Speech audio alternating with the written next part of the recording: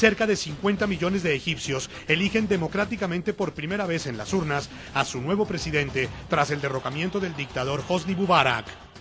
La primera jornada electoral ha transcurrido en paz gracias al pueblo egipcio, a los jueces y a la policía. Hace 15 meses, la presión desatada por las protestas populares que exigían mayores libertades obligaron al tirano a renunciar. Es la primera vez que voto. Ya era tiempo para el fin del régimen. Era tiempo para que los votos hagan la diferencia.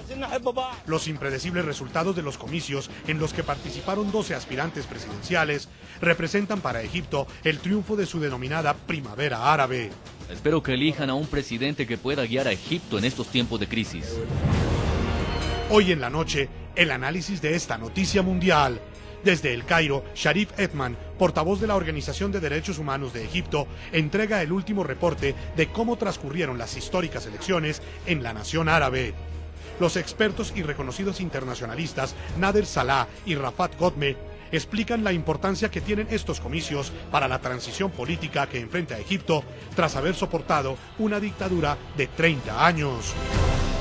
Comienza la noche bajo la dirección de Claudia Gurizati. La noche bajo la dirección de Claudia Gurizati enciende las luces para que usted vea el punto clave de la noticia. Soy Juan Pablo Vieri. Bienvenidos. La noticia.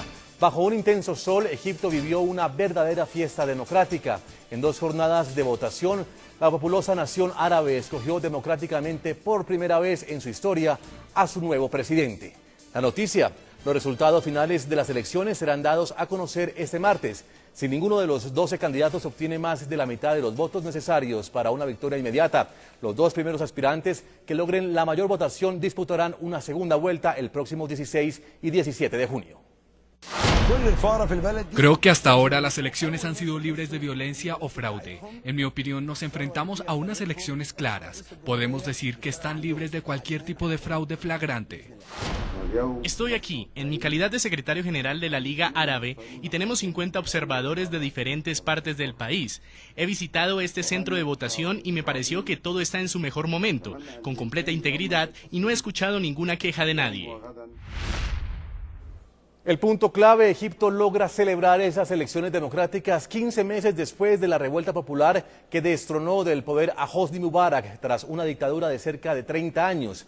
El triunfo de la denominada primavera árabe se oficializa ahora con votos. Quiero que el próximo presidente haga frente a la seguridad, que también enfrente el desempleo y que le pueda dar trabajo a los jóvenes. Es muy difícil predecir algo y espero que Dios nos ayude para que nuestro pueblo egipcio tome la decisión correcta. Dios nos ayudará a elegir el presidente para sacarnos de este periodo difícil. El punto clave, con las elecciones, Egipto también se juega el modelo de Estado que quiere. Islamista o laico son las opciones. El futuro mandatario también tendrá que gobernar con un ejército bastante fuerte y con gran respaldo en la población. Durante la transición política son ellos quienes han gobernado y pese a que se comprometieron a entregar el poder el próximo 1 de julio, es incierto si renunciarán o no al papel político que han logrado protagonizar durante los últimos 15 meses. 12 candidatos se disputan ocupar el sillón que la Revolución Popular arrebató al viejo dictador Hosni Mubarak, que permaneció durante 30 años en el poder. De los 12 que representan un amplio panorama político, las tendencias que realmente cuentan con posibilidades de hacerse con la presidencia son una laicista y nacionalista, representada por Amro Moussa, otra islamista más moderada en el caso de Abul Futu, y la más conservadora encarnada en Mohamed Mursi, el candidato de los hermanos musulmanes. Los comicios se celebran en un ambiente de apertura y debate democrático. Por primera vez, los egipcios están en las urnas sin conocer de antemano los resultados. El Egipto, después de la primavera árabe, permitió para estas elecciones debates por televisión, algo nunca antes visto, y que a través de la señal enfrentó el pasado 10 de mayo a Moussa y a Abul Futu, dando una nueva muestra de cultura democrática. El primer presidente democrático de la milenaria historia de Egipto tendrá retos enormes, entre ellos sacar de la crisis económica al país de las pirámides, tomar el control total de las fuerzas militares, quienes ostentaron con una junta militar el poder tras la caída de Hosni Mubarak, y sortear las incógnitas del futuro. Según las elecciones legislativas de noviembre y diciembre del año 2011, se podría entender que el islamismo está arraigado en la sociedad egipcia, pues el 70% de los escaños demuestran que Egipto es un pueblo por lo general religioso y conservador. A pesar de esto, analistas advierten que este patrón no tendría por qué repetirse en las urnas para presidencia. Lo cierto es que el país más poblado del mundo árabe está nuevamente en la mirada del resto de países, pues de quien se lleve el primer puesto de poder en el país dependerá comprender qué tan efectivo fue el cambio o aceptar, tal vez, que el remedio fue peor que la enfermedad. Saludamos en nuestros estudios al profesor Rafat Godme, él es analista internacional y experto en Oriente Medio. Bienvenido, profesor Rafat, gracias por acompañarnos. Gracias, como siempre un placer. Profesor Rafat, hablemos de estos hechos que son históricos en Egipto, históricos en el mundo árabe.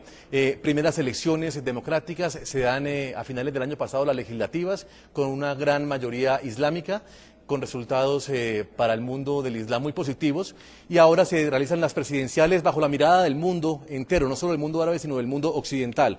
Son por lo menos 14.000 jueces, unas 53 ONGs que han estado pendientes del desarrollo democrático en Egipto. ¿Cómo califica usted esos momentos que se viven en este país ahora? Bueno, lo primero que hay que hacer es recordar que Egipto aún sigue atravesando una fase de transición en un sentido revolucionario. Estamos en una segunda fase de la primavera árabe egipcia, y una segunda fase que no es definitiva. De hecho, todavía hay que esperar a ver qué vendría en una siguiente fase después de las elecciones presidenciales. Pero por el momento, desde febrero del año pasado, cuando fue derrocado Mubarak, hasta hoy, han habido especies de cambios, pero todavía la estructura política, la estructura sociopolítica de Egipto se mantiene. Por ejemplo, sigue gobernando una junta militar que ha incumplido muchas promesas. Por ejemplo, el estado de emergencia volvió a aparecer hace pocos meses. La junta militar sigue teniendo privilegios económicos, sigue teniendo relaciones y conexiones y sigue manteniendo el mismo estatuto de privilegio social que mantenía en la era de Mubarak y sus predecesores. Así que estamos ante un momento en que los revolucionarios de la primavera árabe, que son básicamente jóvenes e islamistas, están muy decepcionados. Ni siquiera podemos decir que la transición a la democracia sea imperfecta, lo cual sería algo optimista, porque en toda transición a la democracia siempre hay algo de imperfección.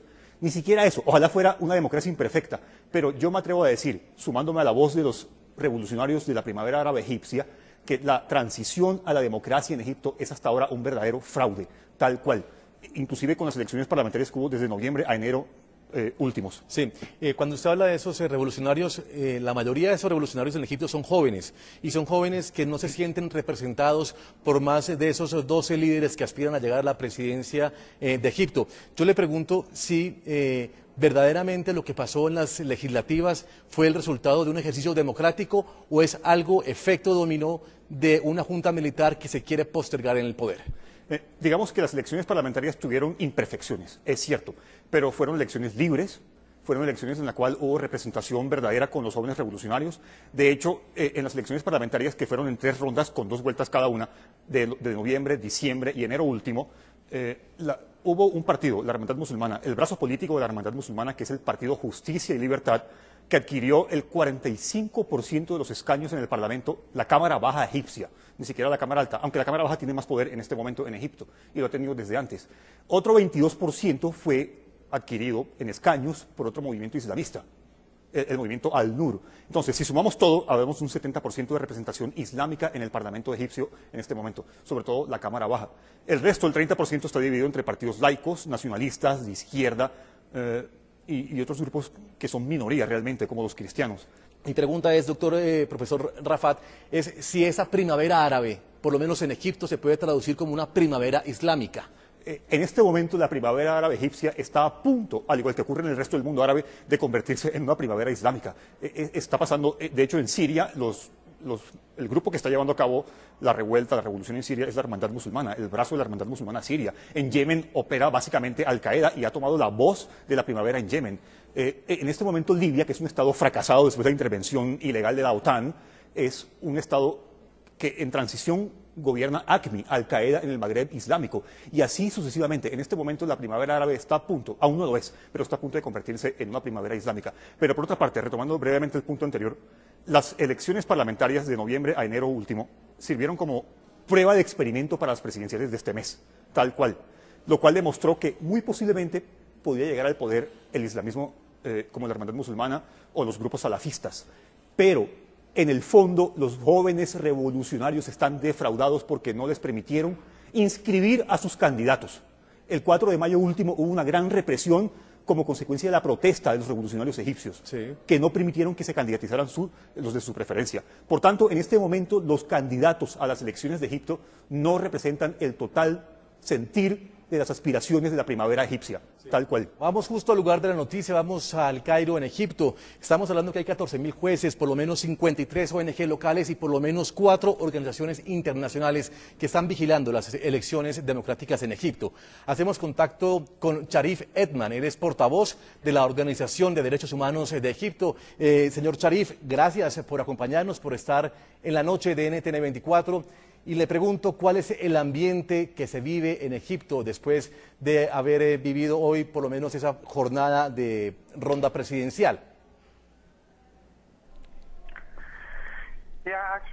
Bueno, muchas personas están satisfechas en Egipto porque antes de este proceso no había ningún tipo de elección. Ellos esperaban violencia, ellos esperaban disparos, pero nada de eso ha pasado. El Partido Nacional Democrático está buscando también acceder al lugar que dejó Hosni Mubarak. ¿Los jóvenes se sienten representados o han seguido manifestándose en contra de algunos de sus candidatos? ¿Ahí está la verdadera representación de los jóvenes o usted ha notado cierto inconformismo?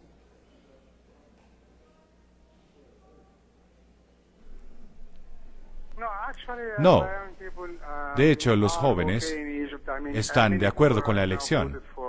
Ellos han votado desde los 14 años en adelante y creo que algunos de los candidatos representan a los jóvenes en Egipto. Pero también hay otro candidato que podría obtener el voto de la población más joven y tiene un programa que podría ayudar también a los jóvenes, pero la gente en Egipto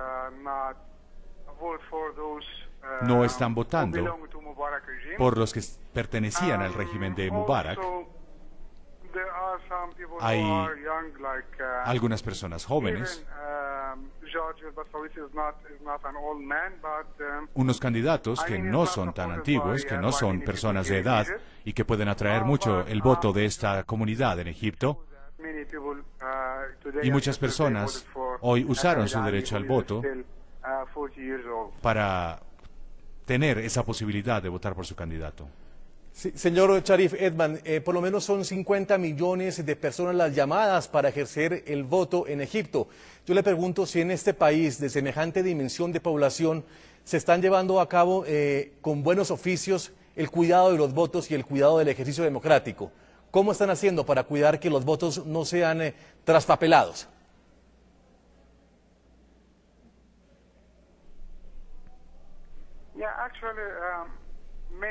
Bueno, muchos de los participantes en esta jornada no conocen a los candidatos. Ayer incluso vimos que de estos 50 millones de personas que podían votar,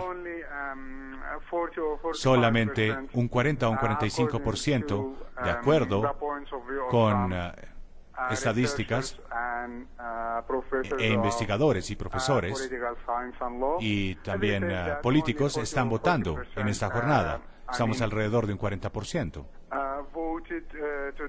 Ellos votaron ayer y hoy y tal vez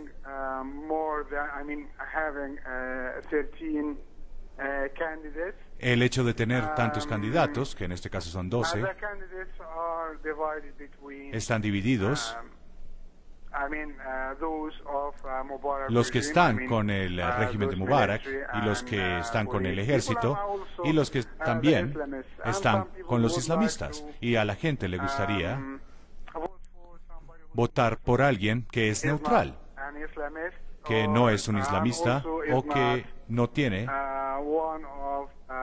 una relación o no es un miembro del antiguo régimen de Mubarak. Así que esto es lo que está pasando en este momento. Hay unos candidatos que podrían obtener muchos votos que lo hicieron ayer y también hoy.